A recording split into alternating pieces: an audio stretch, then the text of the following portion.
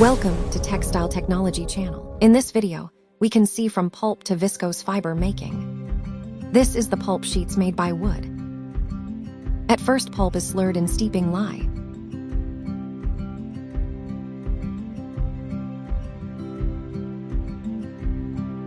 Alkali cellulose is thus formed and then pre-aged.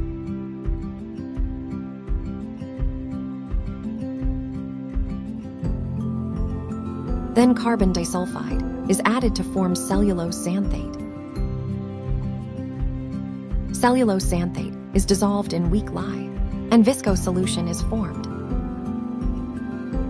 Cellulose xanthate is soluble and forms the viscose spinning dope.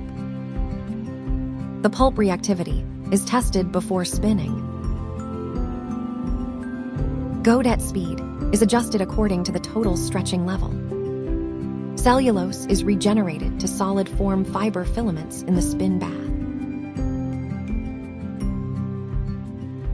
The filament goes through the spin bath, acid stretching and hot water washing.